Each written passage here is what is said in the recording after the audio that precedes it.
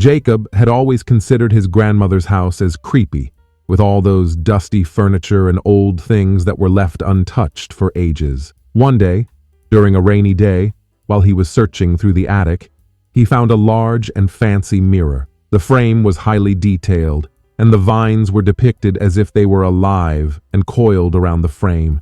He could not restrain himself and approached it to have a closer look at it. "What's this?" Jacob sighed and grumbled to himself as he looked at his reflection in the mirror. The mirror shimmered, glowing faintly. He stepped back, laughing nervously. Maybe it's just the weather. He touched the glass, expecting nothing, but suddenly felt a strange jolt run through him and he stumbled. As he tried to regain his balance, Jacob noticed his clothes were beginning to feel tight. His chest felt strange. "What the hell?" he gasped. He looked in the mirror and began to change. His hair started to grow and his t-shirt became tight around the chest.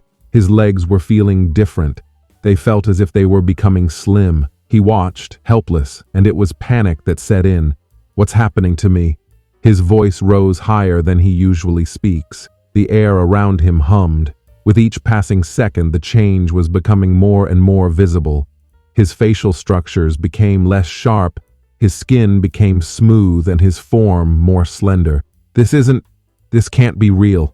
Suddenly, the mirror blinked, and he had the sensation of heat going through him. His breathing was irregular, odd, and it seemed that he was not the one who was breathing.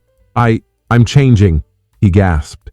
The jeans he wore were too tight for him, and he was thinning in all the wrong areas. "This can't be happening." But it was. Jacob's voice had changed and became softer, almost like a woman. The change process went on at an alarming rate. He no longer saw Jacob in the mirror. However, instead of a homely girl, a stunning and self-assured woman looked at him. "Who am I?" she inquired, her tone now soft and singing. "Jacqueline," she breathed, saying the name out loud, and it felt as if the name belonged to her. The shock was overwhelming. Memories, distant, hazy, began flooding Jacqueline's mind. Her grandmother, Nana Eleanor, was a witch who was an activist against discrimination and prejudice all her life. Jacqueline felt the electricity within her, a power that she never knew she had in her lineage. "I was always meant for this," she whispered, and the mirror appeared to be agreeing with her. The words of Nana Eleanor came back to her like a chant of spells and secrets.